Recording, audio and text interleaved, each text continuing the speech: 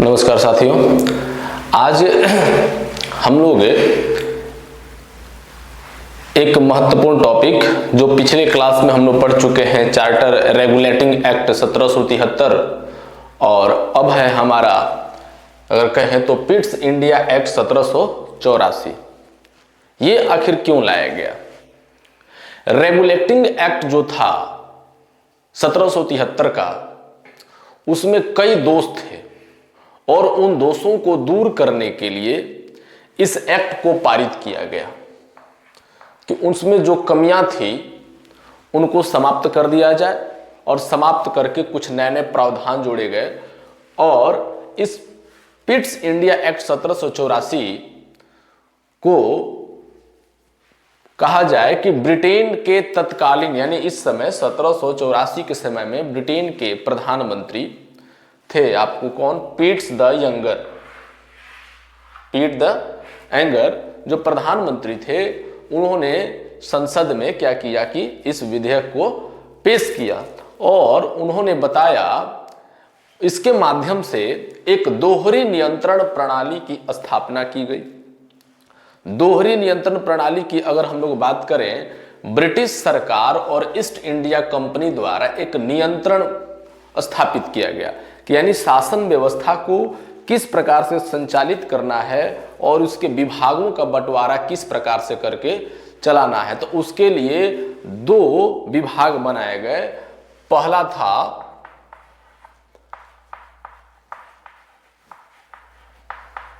निदेशक मंडल और दूसरा था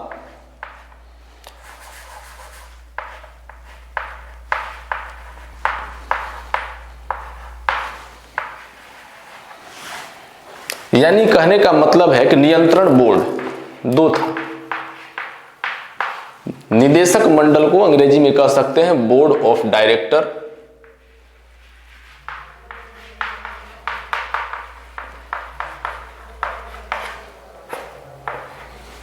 और ये था बोर्ड ऑफ कंट्रोल। यानी पिट्स इंडिया एक्ट के तहत शासन प्रणाली को दो भागों में बांट दिया गया, निदेशक मंडल और नियंत्रण बोर्ड, यानी board of control, board of directors, दो भागों में बांट करके इन दो भागों की स्थापना की गई। अब क्या हुआ कि कंपनी जो थी ईस्ट इंडिया कंपनी राज्य का एक अधीनस्थ विभाग बन गई, निचली स्तर की विभाग बन गई, और भारत में इसके द्वारा अधिकृत क्षेत्रों को, यानी जितने कंपनी ने भारत के जिन क्षेत्रों पर अपना अधिकार कर लिया था, कब्जा कर लिया था, उसको अब कंपनी की संपत्ति न कह करके ब्रिटिश संपत्ति कहा गया। एक प्रमुख बात यह थी। इसके बाद क्या हुआ कि नियंत्रण बोर्ड आया, दो भागों की प्रणालियों की व्यवस्था की गई। इसमें नियंत्रण बोर्ड का, इसमें कहा गया कि इसमें 6 कमिश्नरों का एक नियंत्रण बोर्ड स्थापना किया गया। इसमें 6 लोगों को रखने की प्रावधान किया गया और उसके माध्यम से बताया गया कि इसके सदस्यों की नियुक्ति जो होगा ब्रिटेन के सम्राट द्वारा की जाएगी। किसके? नियंत्रण बोर्ड यानी बोर्ड ऑफ कंट्रोल के सदस्यों की नियुक्ति ब्रिटेन के सम्राट द्वारा की जाएगी, और उसका कार्य बताया गया कि यह कार्य क्या करेगी? तो नागरिक, सैन्य और राजनीतिक मामलों पर नियंत्रण करने के लिए कंपनी ने बोर्ड ऑफ कंट्रोल यानी नियंत्रण बोर्ड की स्थापना की। जबकि निदेशक मंडल की बात करें तो निदेशक मंडल यानी बोर्ड ऑफ डायरेक्टर्स की, यानी इसका कार्य था कंपनी के वाणिज्यिक मामलों का प्रबंधन करना था। यानी वाणिज्य से संबंधित जितने भी कार्य थे वो बोर्ड ऑफ डायरेक्टर्स यानी निदेशक मंडल को करना था, और राजनीतिक मामलों पर कार्य करने के लिए नियंत्रण बोर्ड, यानी ये था राजनीतिक मामला का देखरेख करने वाला, और ये था वाणिज्यिक मामलों का देखरेख करने वाला।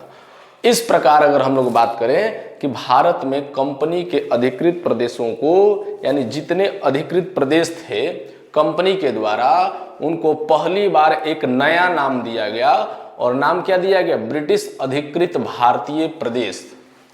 ब्रिटिश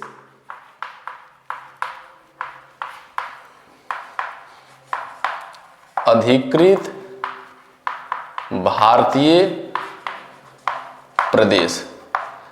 यानी इस प्रकार जो है ब्रिटिश सरकार जो है कंपनी के द्वारा किए गए शासन और अधिकारों के माध्यम से जितने भी क्षेत्र को अर्जित किए गए थे, अब वो कंपनी की तरफ से हटा करके वो अपने अंडर में ले ली और नया नाम दिया ब्रिटिश अधिकृत भारतीय प्रदेश नाम दिया गया। और उसमें कहा गया कि सभी सिविल और सैन्य अधिकारियों की नियुक्ति के बारे में कहा गया कि अगर नियुक्ति होगा तो 2 महीने के भीतर भारत और ब्रिटेन में अपनी संपत्ति का खुलासा करना अनिवार्य कर दिया गया।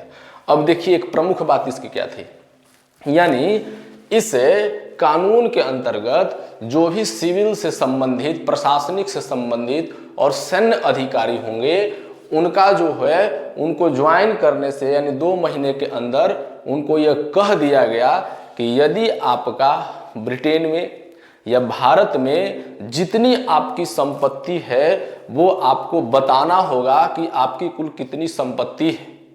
इसको अनिवार्य रूप से कर दिया गया ताकि यह पता किया जा सके, क्योंकि पहले से जो कंपनी को घाटे जो चल रही थी, तो बाद में न लाया गया पिट्स इंडिया एक्ट, यानी पहले जो कंपनी के जो देखेंगे कि जितने भी उसमें अधिकारी थे मालामाल हो गए थे और कंपनी घाटे में जा रही थी, इसके वजह से इसको लागू किया गया ताकि यह पता लगाया जा सके कि कहीं आप इसमें कोई घपलाबाजी तो नहीं किया है। इसका उद्देश्य ये था, लेकिन ये बात तो कहा नहीं गया, सिर्फ कहा गया कि आप अपने संपत्ति का खुलासा करें। भारत में अंग्रेज अधिकारियों पर मुकदमा चलाने के लिए एक और इसमें बात थी कि भारत में अंग्रेज अधिकारियों पर मुकदमा चलाने के लिए इंग्लैंड में एक कोर्ट की स्थापना की गई थी कि भारत में किसी भी प्रकार का अंग्रेज अधिकारी कोई कृत्य करते हैं, गलत कार्य करते हैं, तो उनको जो है यानी उनको फैसला सुनाने का, सजा देने का काम, उसके लिए इंग्लैंड में कोर्ट की स्थापना की गई। उसके साथ साथ गवर्नर जनरल की परिषद को commander in chief, governor general की परिषद को क्या कहा गया, कमांडर इन चीफ सहित 3 सदस्यों तक सीमित कर दिया गया। अब उसको 3 सदस्य में सीमित कर दिया, पहले तो 4 होते थे, अब 3 कर दिया गया। वर्ष 1786 आता है, थोड़ा सा इसमें बदलाव होता है। वर्ष 1786 में क्या होता है कि लॉर्ड कॉर्नवालिस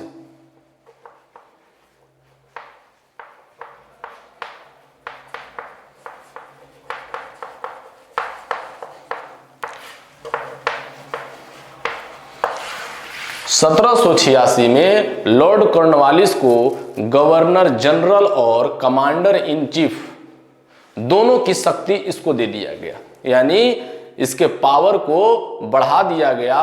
और पावर को बढ़ाते ही कहा गया कि गवर्नर जनरल को विशेष परिस्थितियों में अपनी परिषद के निर्णयों को रद्द करने तथा अपने निर्णयों को लागू करने का अधिकार दे दिया गया।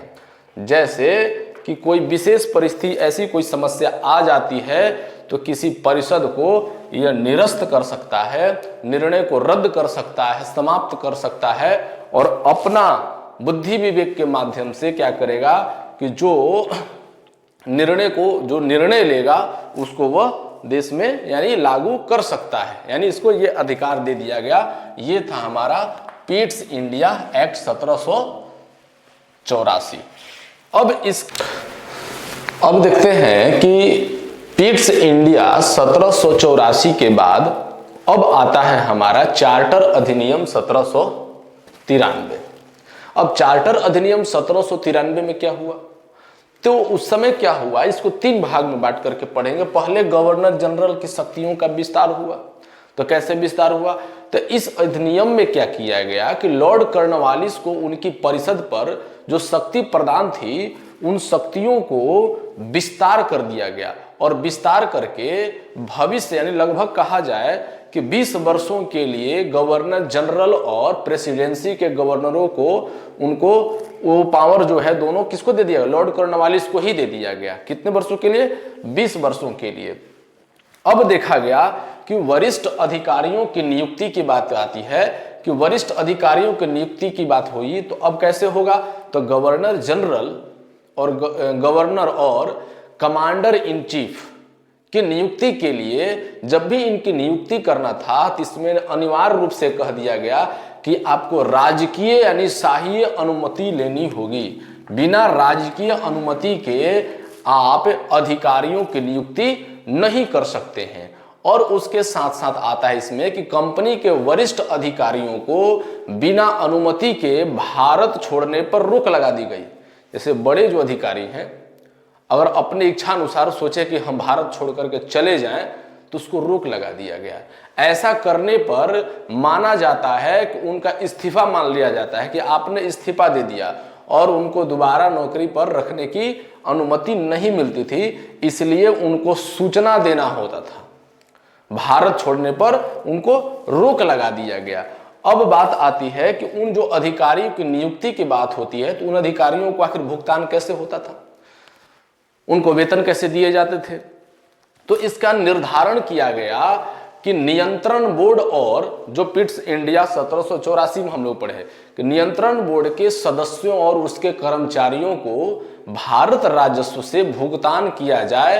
यह कब तक 1919 तक जारी रखने की बात कर दी गई कि यानी कि भारतीय राजस्व से यानी भारत का जो आमदनी होती है राजस्व भाग में जो पैसा आता है उससे भुगतान किया जाएगा। किसका? इन अधिकारियों को वेतन वगैरह दिया जाएगा। कब तक? 1919 ईस्वी तक इस बात को कह दिया गया। और इसके अंतर्गत कहा गया कि कंपनी को सालाना लगभग 5 लाख पाउंड का भुगतान ब्रिटिश सरकार को कब करना होगा? एक्स्ट्रा करना होगा। किसके एक्स्ट्रा? तो इसके आवश्यक जितने खर्चे थे उन खर्चों का भुगतान करने के बाद एक्स्ट्रा जो खर्चे थे आवश्यक खर्चे जैसे कि बिजली पानी भोजन जो भी चीजें थी यानी इन सभी खर्चों के भुगतान करने के बाद एक्स्ट्रा में इनको क्या करना था? 5 लाख रुपया भुगतान करना था। किसको? ब्रिटिश सरकार को। यानी कंपनी के ऊपर यानी इस प्रकार से ये चीज लग गई। यानी इसमें 3 प्रमुख बात की गई। गवर्नर जनरल की शक्तियों का विस्तार कर दिया गया, 20 वर्षों तक बढ़ा दिया गया। ब्रिटिश अधिकारियों की नियुक्ति की गई। नियुक्ति कैसे होगी? तो राजकीय अनुमति के बिना नहीं होगी, राजकीय अनुमति शाही अनुमति लेनी होगी। और अधिकारियों का वेतन का भुगतान की बात किया जाए तो भारत के राजस्व से अधिकारियों का वेतन का भुगतान करना होगा। कब तक? तो 1919 तक वेतन देते रहना होगा। तब तक कुछ अपना विभेद इसमें उत्पन्न होता है, कुछ ना कुछ विस्तार के। यानी इसमें एक चीज और घटनाएं घटती है कि थोड़ा सा यानी कि यह भी जो था उसका अपना एक संविधान ही था। ब्रिटिश सरकार द्वारा भारतीयों के लिए कंपनी के लिए बनाया गया एक प्रकार का यह भी संविधान ही था। अब इसमें विस्तार किया गया और विस्तार करके लाया गया इसके बाद चार्टर अधिनियम 1813। तो अब समझते हम लोग चार्टर अधिनियम 1813। अब जो है चार्टर अधिनियम 1813 आता है। तो चार्टर अधिनियम 1813 के अंतर्गत प्रमुख बातें क्या क्या थी? तो अगर पहली बात हम लोग समझेंगे कि ईस्ट इंडिया कंपनी एक्ट यानी चार्टर अधिनियम 1813 को ईस्ट इंडिया कंपनी एक्ट 1813 के नाम से भी जाना जाता है। पहली प्रमुख बात। उसके साथ साथ इसमें क्या हुआ? इसमें अधिनियम में कि अंग्रेज व्यापारियों की मांग थी। क्या मांग उठाया अंग्रेज व्यापारियों ने? अंग्रेज व्यापारियों ने कहा कि हम भारतीय व्यापार में हिस्सेदारी की मांग इन लोगों ने किया कि भारतीय जो व्यापार होगा उसमें हमें हिस्सेदारी की मांग की। और हिस्सेदारी के मांग के क्रम में उन्होंने कहा, ये विशेष रूप से अगर कहा जाए ये तब की बात है, उसी समय की एक घटना होती है क्या कि विशेष रूप से देखा जाए कि नेपोलियन बोनापार्ट की महाद्वीपीय एक प्रणाली उस समय चर्चा में थी। वो क्या था कि ब्रिटिश वस्तुओं का आयात पर रोक लगा दिया गया। कहां पर? यूरोपीय देशों में। यूरोपीय देशों में ब्रिटिश वस्तुओं के आयात पर रोक लगा दिया गया। यही थी नेपोलियन बोनापार्ट की महाद्वीपीय प्रणाली। इसका कारण यह हुआ कि व्यापार के नुकसान को मद्देनजर रखते हुए देखा गया कि जिसने इंग्लैंड के व्यवसायिक रूप से अगर कहा जाएगा तो बेहद जो है अगर कहा जाए तो इसको नुकसान पहुंचाया। बहुत नुकसान हुआ इससे, क्योंकि आयात तो रोक दिया गया यूरोपीय। इसलिए ब्रिटिश सरकार जो है, यानी ब्रिटिश सरकार की तानाशाही को देखते हुए, हालांकि नए नए नियम को लाते हुए, चूंकि अधिकारियों के ऊपर भी नए नए नियम लगाए गए, तो ये एक बात हुई कि उनकी मांग थी, उनकी मांग को रखा गया कि हम व्यापारिक मामलों में थोड़ा सा हिस्सेदारी चाहिए हमको। इससे नुकसान हुआ किसको? ब्रिटिश सरकार को। अब बात आती है कि कंपनी के एकाधिकार का अब इसमें क्या हो गया? अंत हो गया। कंपनी के एकाधिकार का तात्पर्य है कि इसके द्वारा कंपनी अपने वाणिज्यिक अधिकार से वंचित हो गई। वाणिज्यिक जो अधिकार दिया गया था, निदेशक मंडल जो हम लोग पढ़े थे, यानी वो क्या हुआ? उसको समाप्त कर दिया गया। और ईस्ट इंडिया कंपनी जो इससे पूर्व जो थी, क्राउन की तरफ से अधिकार पूर्वक शासन कर रही थी, उनकी शक्तियों में कमी कर दिया गया। हालांकि कंपनी को चीन के साथ व्यापार और चाय के व्यापार का एकाधिकार प्राप्त था उस समय, यानी 1813 के समय में। अब एक और इसमें प्रमुख बात आती है, जो ये पहला कदम था शिक्षा के क्षेत्र में, यानी शिक्षित मूल निवासियों के बीच सहायता प्रदान करना। इसमें क्या हुआ कि जो विद्वान लोग थे, जो पढ़े लिखे लोग थे, भारतीय मूल के जो निवासी थे, उनके बीच उनको प्रोत्साहन राशि की बात की गई, उनको प्रोत्साहित किया जाए, आर्थिक सहायता दिया जाए और कहा जाए कि भारत के मध्य जो वैज्ञानिक ज्ञान को बढ़ावा देने के लिए लगभग 1 लाख रुपए राशि प्रदान की गई कि यह 1 लाख रुपए राशि प्रति वर्ष इस पर खर्च किए जाएंगे। यानी अगर मुख्य रूप से कहा जाए कि यह शिक्षा प्रदान करने की राज्य की जिम्मेदारी के सिद्धांत को स्वीकार करने की दिशा में यह पहला कदम था। यानी शिक्षा के क्षेत्र में अभी तक यानी कि जितने भी कानून इसमें बनाए गए, हालांकि जो भी हम लोग एक्ट पीछे पढ़े उसमें से शिक्षा पर बात कहीं नहीं किया गया। शिक्षा पर अगर भुगतान करने की बात, सहायता राशि देने की बात आई, पूछ देगा तो कहाँ आया? चार्टर अधिनियम 1813 में ये यानी कि सहायता प्रोत्साहित करने का बात की गई। अब इसके बाद हमारा आता है चार्टर अधिनियम 1833। तो चार्टर अधिनियम 1833 को हम लोग अब समझते हैं।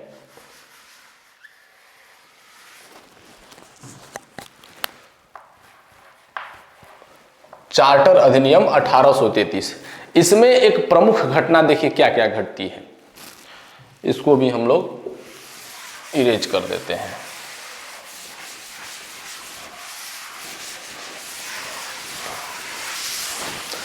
चार्टर अधिनियम 1833, इस एक्ट को भारत सरकार अधिनियम 1833 भी कहते हैं। क्या कहते हैं? भारत सरकार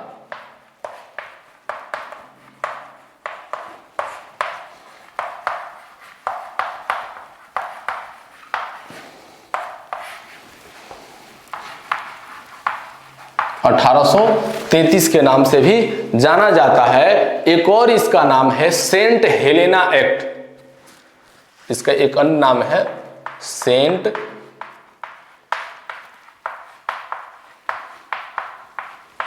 हेलेना एक्ट 1833। दो नामों से जाना जाता है। कभी कभी कोई पूछ देगा, हालांकि इतना डीपली तो पूछता नहीं है एग्जाम में, कोई पूछ ही देगा कि सेंट हेलेना एक्ट कहने का तात्पर्य क्या है, आखिर इसको क्यों कहा गया। तो इसे सेंट हेलेना एक्ट इसलिए कहा गया क्योंकि इस अधिनियम ने क्या किया था कि दक्षिणी पश्चिमी अफ्रीका के तट से दूर स्थित एक द्वीप था जिसका नाम था सेंट हेलेना। द्वीपीय का क्या हुआ कि नियंत्रण जो है ईस्ट इंडिया कंपनी से क्राउन को हस्तांतरित कर दिया गया था। यानी सेंट हेलेना जो द्वीप था, इस पर अधिकार कंपनी का था और कंपनी के अधिकार को समाप्त करके ब्रिटिश क्राउन के अधिकार इस पर दे दिया गया और पूरा का पूरा जो है पावर क्राउन के पास चला गया। अब कंपनी के व्यापारिक स्थिति भी इसमें क्या थी चार्टर अधिनियम 1833 में, कि इस समय जो है कंपनी को प्रदान की गई जो 20 साल की जो लीज जो थी चार्टर एक्ट 1813 में जो हम लोग देखे, जिसमें प्रदेशों पर अधिकार एवं राजस्व संग्रह शामिल था। अधिकार भी करना था, राजस्व भी संग्रह भी करने का उसमें अधिकार शामिल था। उसको आगे बढ़ा दिया, कितने वर्षों के लिए? 20 वर्षों के लिए और बढ़ा दिया गया। और उस समय जो यानी 1813 में जो क्या था कि चीन के साथ व्यापार और चाय के व्यापार पर कंपनी का एकाधिकार जो था उसमें दिया हुआ, यहां पर यानी 1833 में उसको समाप्त कर दिया गया। अब इसमें क्या हुआ एक चीज और कि अंग्रेजों को बिना अनुमति पत्र के ही भारत में आने तथा रहने का आज्ञा दे दिया गया। यानी अंग्रेज अब भारत में किस अधिनियम के तहत? 1833 के अधिनियम के तहत अंग्रेज जो है बिना अनुमति पत्र, अगर आज के संदर्भ में कहा जाए वीजा, तो बिना अनुमति पत्र के उसको भारत में रहने आने जाने की आज्ञा दे दी गई। वे भारत की भूमि भी खरीद सकते थे, इतना पावर दे दिया गया। इस प्रकार अगर देखेंगे कि बड़े पैमाने पर भारत के उपनिवेशीकरण का मार्ग क्या हुआ, यहाँ पे प्रशस्त हो गया। अब एक और इसमें एक प्रमुख बात आती है कि बंगाल के गवर्नर जनरल को अब बंगाल का गवर्नर जनरल नहीं बल्कि भारत का गवर्नर जनरल बना दिया गया। प्रमुख बात है, बंगाल के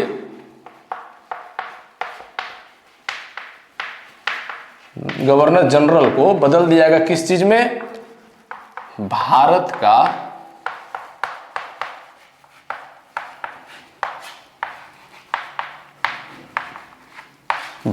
गवर्नर जनरल के रूप में बदल दिया गया। अब यहां पे बात आती है, अब इसके जगह पर यानी भारत का गवर्नर जनरल के पद पर कौन आए? तो भारत के गवर्नर जनरल, पहले भारत के governor general Lord William Bentinck को बनाया गया, याद रखिएगा, लॉर्ड विलियम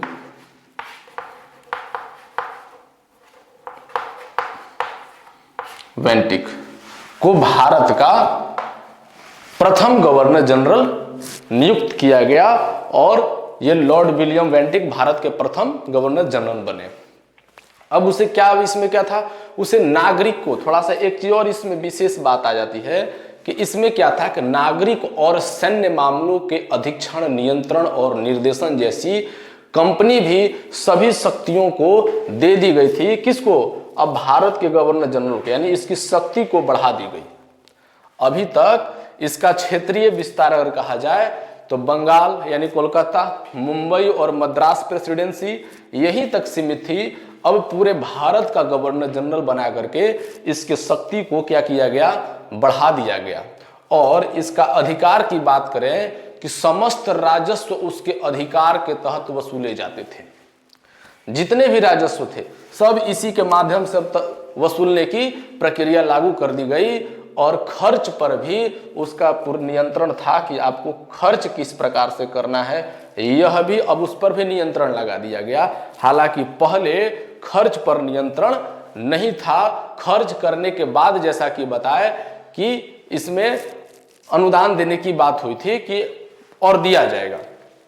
अब इसमें एक और बात क्या होता है कि इसने भारत के लिए गवर्नर जनरल की परिषद में एक चौथा कॉमन सदस्य को जोड़ा गया जो एक कानूनी विशेषज्ञ था और उसके लिए लॉर्ड मैकाले, क्या नाम था?